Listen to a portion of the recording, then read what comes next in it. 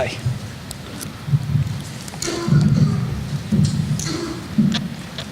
If you could speak into the one here, quiet, that'd be great. All right.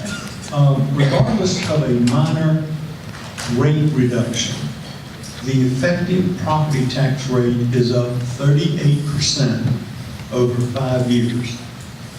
Do you think this is a problem? And if so, how do you plan to address it? Let's look at what taxes are. We pay property taxes, and taxes build roads. Taxes pay for the services that we all enjoy in the city, and taxes pay for the teachers and for the emergency services, fire, police. So you can't just look at the rate and the increase rate, and you got to look at the whole picture. I take an issue with your question, the way you put it. So I'm not going to answer that in just 1 minute and tell you if it is a good or a bad thing. Let's look at the rate. Let's look at what the increase has been, because you got to look at the whole picture and what the taxes are. And I'm sure everyone in this room agrees and understands what the taxes are and what taxes pay for. And I'm willing to look at the whole picture. I'm not going to put a number on it. I'm not going to put a percentage on it. And I'll leave it at that. The latest comprehensive plan approved by the council forecasts a population of over 400,000, which is a density of almost 2 times that of Dallas. Is this acceptable? And if so, what would you do about it? I believe in smart growth. We got a plan for this growth. I mean, we are growing. It's not going anywhere. So we got to be ready for it. People are moving to Frisco because they want to live in the city. They love the city. I moved to this city 4 years ago. I came to this great state of Texas 7 years ago. Why? Because it had a great opportunity. And I love it. I love Texas. I love Frisco. And we got to be able to welcome the new people. More people move here. But the key is the smart growth. We need to plan for it, and we need to be ready for it. And being a civil engineer myself, I've dealt with transportation, traffic management. That's my background. I know how to do it. I've done it. I've built massive multi-billion-dollar projects. LBJ Express is one of them. I'm sure most of you have driven on it. President George Bush Turnpike in Grand Prairie between I-30 and I-20. So the point I'm trying to make is growth is not a bad thing as long as it's managed properly and as long as it's smart growth. It's not uncontrolled growth. So whatever the population is, you can put a number on it, 350,000, 400,000, I don't know, 500,000, but we ought to be ready for it.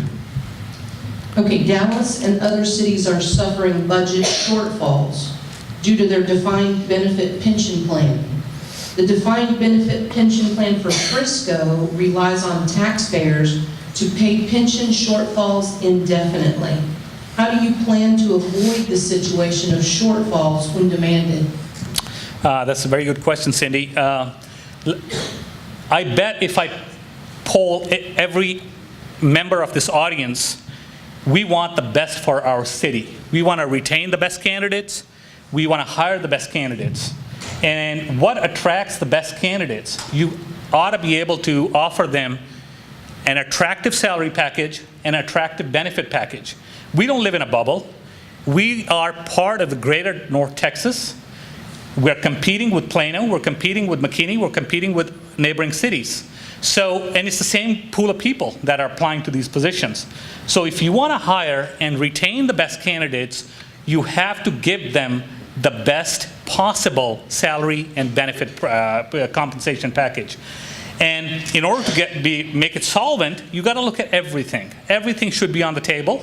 And that's what I'm willing to do. I can't stand here and give you a 10-second answer how I'm going to, address that shortfall. I am open to look at everything, all options. Thank you. Collin County has asked Frisco to incorporate an area for Section 8 low-income housing. Are you aware of this, and do you support this? Yes and yes. Next question. What do you see now as the primary role for the EDC And is it still needed, and why? EDC has served a very important role in the city of Frisco. And when it was formed, there were very good intentions behind it, and the members who have served on the EDC, they've done a great job. And we may need to look at revamping it, and I'm willing to take a look at that. But I do feel that they serve an important purpose, and they will continue to serve that purpose. What are your plans or vision for Main Street roads, excuse me, in the downtown area?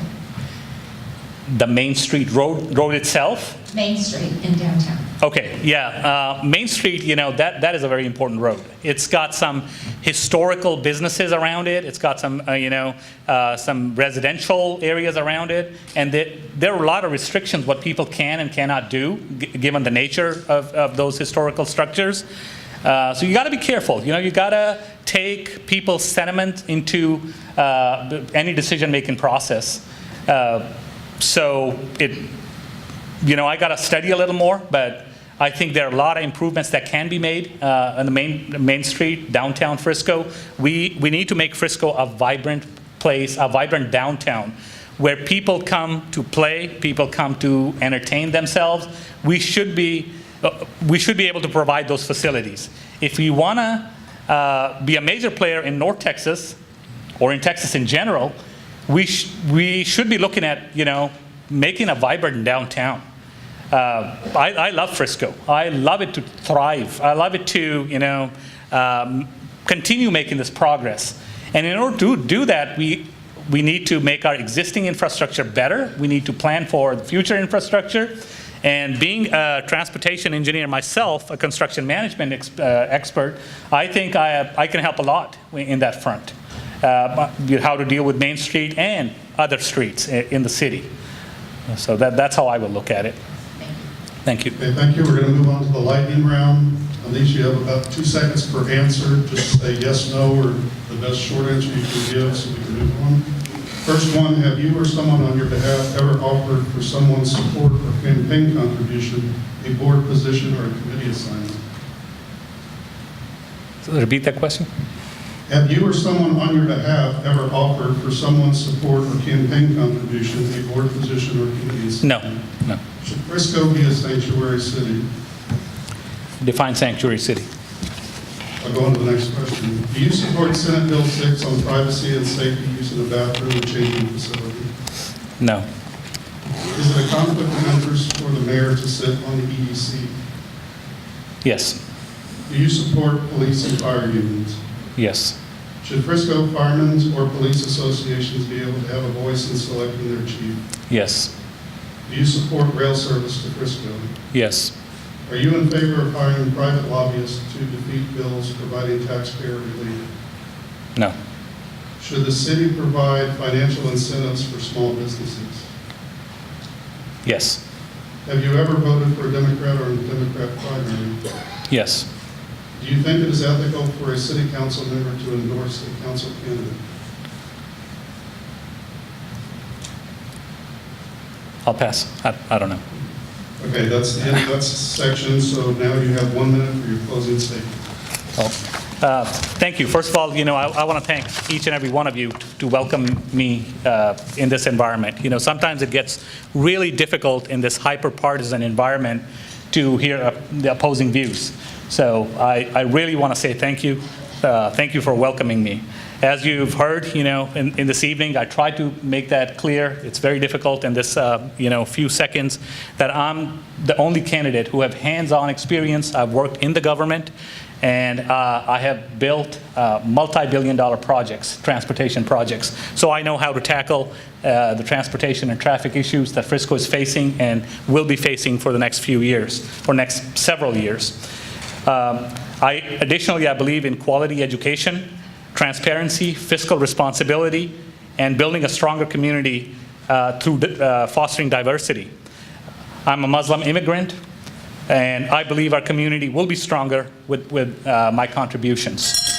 In this divisive environment, let Frisco be the example of the diversity that brings us together and makes us stronger. God bless America, and thank you.